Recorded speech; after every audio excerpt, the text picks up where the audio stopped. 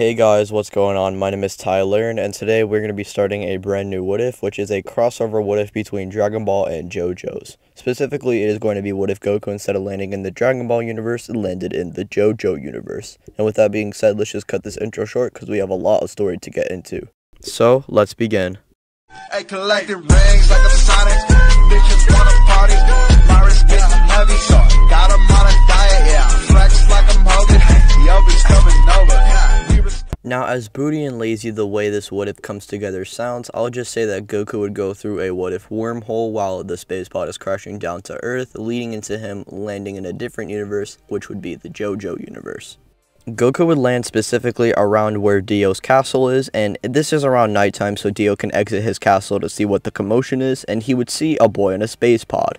Now, Dio here, when he encounters the boy and takes him out the space pod, this would lead into Goku actually being dropped on his head, and Goku wouldn't remember anything, and at that point, Dio would take advantage of this and just kind of be his caretaker for now, and this would lead into Goku being Dio's, well, essentially child. Now, Goku would see Dio as a father, and when Dio eventually sees Goku's potential and how strong he could really be, and once his stand is awoken, this would lead into Dio actually training Goku even further and beyond, and Goku would essentially be his #1 servant. This would even lead into him versus Vanilla Ice taking place, because Vanilla Ice wants to be Dio's #1 servant. However, Goku is in the way of that, and he and Vanilla Ice would actually have a spar, which Goku would utterly stomp Vanilla Ice thanks to Dio's teachings. He would just blitz and overwhelm Vanilla Ice before he could really do anything, and Dio is impressed with Goku's power, and he would train him even more, and this leads into him actually encountering Polnareff. Because as we all know, Polnareff originally is manipulated by Dio to go and stop the Stardust Crusaders, and this leads into Goku and Polnareff meeting, and they would actually get along with each other pretty well, and leading into them sparring with each other. Polnareff would unleash his Silver Chariot and even removing the armor due to Goku's stand being so much faster, and this would lead into Polnareff actually being able to keep up in speed with Goku, but Goku would then try even harder, and his stand would overwhelm him in speed and power. So it shows that Goku is actually holding back at first, but once he stops holding back a little bit more of his power, he utterly stomps Polnareff.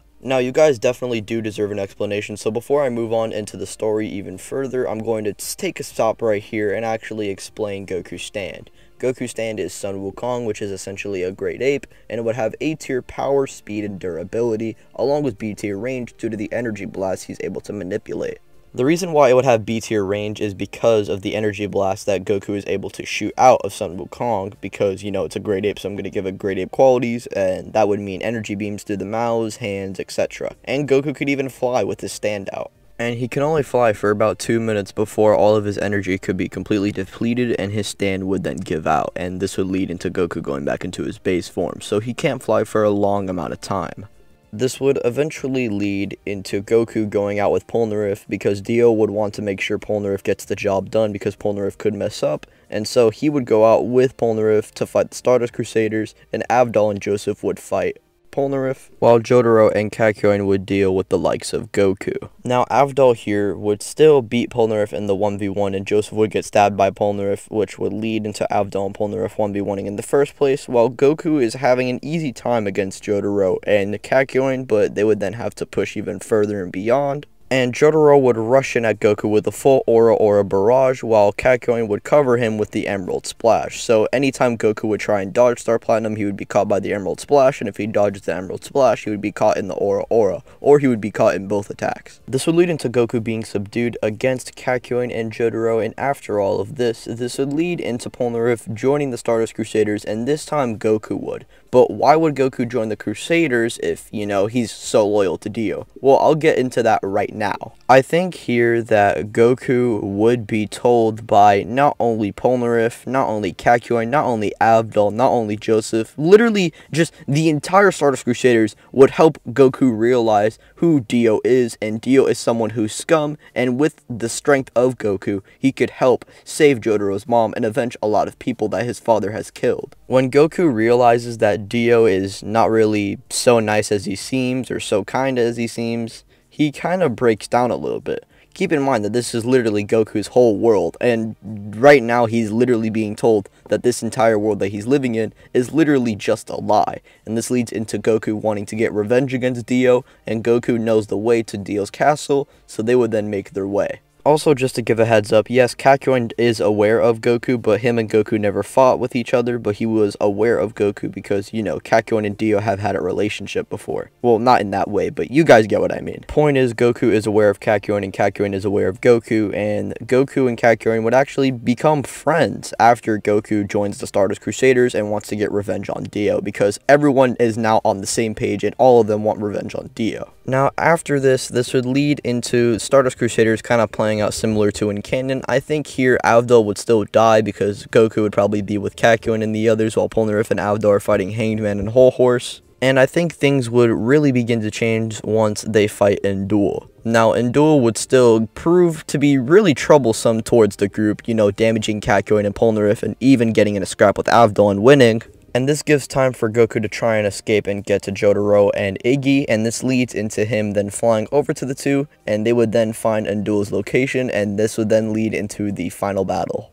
Enduel summons his stand while Jotaro summons Star Platinum, and instead of the clutch fight between Jotaro and Enduel, Goku would intercept between the two, and Goku would use all the power he has within his stand to essentially knock back Enduel, and this leads into Jotaro having an opening spot to hit Enduel with an aura or a rush. And so because of Goku, Jotaro had an easier time against Enduel, and things would go along the same as in canon, with Pet Shop versus Iggy being ensued, and then them arriving at Dio's castle. The Stardust Crusaders then enter the castle, and this leads into Goku wanting to personally go after Dio immediately. And I think with this, I think the Stardust Crusaders would actually have a pretty good idea as to what they are going to do, and they would basically have Jotaro, Kakyoin, and Joseph go on a team, while Avdol, Iggy, and Polnareff and Goku are on a team, and Goku would then tell Polnareff, Iggy, and Avdol that he wants to go and take on Dio, and he knows where he is, and this leads into the four of them then heading to Dio, but then Vanilla Ice interrupting them. This then leads into the team being separated and Goku being the closest towards Dio, and Polnareff and the others would then tell Goku to go on ahead and they will meet with him. Sadly, this eventually leads into the Vanilla Ice fight with Polnareff and the others, and Vanilla Ice would simply kill Avdol and Iggy, and this would lead into Polnareff getting an increase in power and defeating Vanilla Ice once and for all. In the meantime, Goku would have already arrived at where Dio is, and Dio would kind of be on the steps just hiding in his castle, and this leads into Goku then revealing the light and Dio running away. When he believes he has Dio where he wants him, he would then be revealed that he indeed is just gone. He seemingly disappeared, and this would eventually lead into the Dio encounter with Joseph and Kakyoin, and everything else that was leading up to this happens as per normal, but with Goku being present. Now, I think Goku here would be with Kakyoin and Joseph because he has the most personal blood against Dio that he wants to bash it out with. And so he, Kakyoin, and Joseph would then go and fight Dio, and this would lead into the Emerald Splash being deflected and Goku actually saving Kakyoin from the punch. And I'm not talking about the first punch Dio uses with Time Stop that kills Kakyoin, I'm talking about the first punch when Dio summons his stand that nearly kills Kakyoin. But luckily Goku intercepts in time and hits Dio while he's concentrated on Kakyoin, which means the full power of Goku's attack would actually land on Dio, and it would physically push him out of the car and then push him into the side of a building. Now, at this point, Dio is a little frustrated, and he lets out his stand, and he and Goku would then get into a scuffle. Goku would scream out loud to Dio why he did this to him, why did he lie to him all these years, why was he a bad person, and hid it from Goku. And Dio would then say, well, it's simple. You're gullible and I took advantage of that. And Dio to Goku is just a little kid who did nothing but his bidding. And now that's done, and Dio has no remorse and no sympathy for Goku, and he's going to kill him. Goku would then get enraged and then hit Dio with a barrage of punches and kicks, and this leads into Dio then getting ready to use Time Stop. But luckily in time, Kakyoin would come in with a 20-meter Emerald Splash, but this would still lead into Dio using Time Stop and killing Kakyoin. With this, Goku would then meet up with Joseph, and this would then lead into Goku realizing that his friend is dead, and Kakyoin's last-ditch effort was, you know, splashing the clock and then figuring out that his power is to stop time.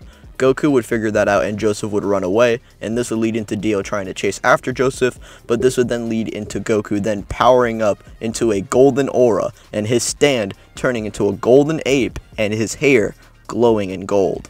The man Goku is dripping right now. He got the Midas touch. Nah, but as we all know, Goku is indeed in the legendary Super Saiyan state, but the JoJo universe doesn't know it yet, so we just consider this a stand upgrade, or they do.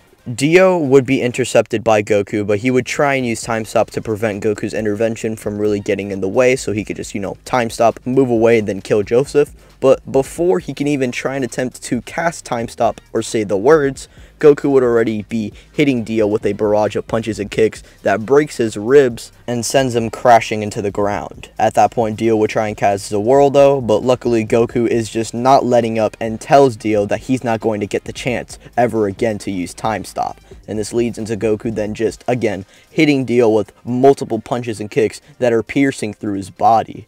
Goku realizes that Dio's regeneration isn't letting up, and no matter how many punches and kicks he throws, Dio is still going to be alive thanks to his regeneration, and essentially he's just killing Dio over and over and weakening himself. And himself referring to Goku, not Dio, because that would be dumb. This leads into Goku then putting his hands together and forming a similar attack that is the Kamehameha wave, and we'll just, it's the JoJo version of the Kamehameha wave for Goku, and Goku would then blast it towards Dio, and before he could cast Time Stop, which means he would be completely atomized here, no Jotaro versus Dio, no Joseph almost dying.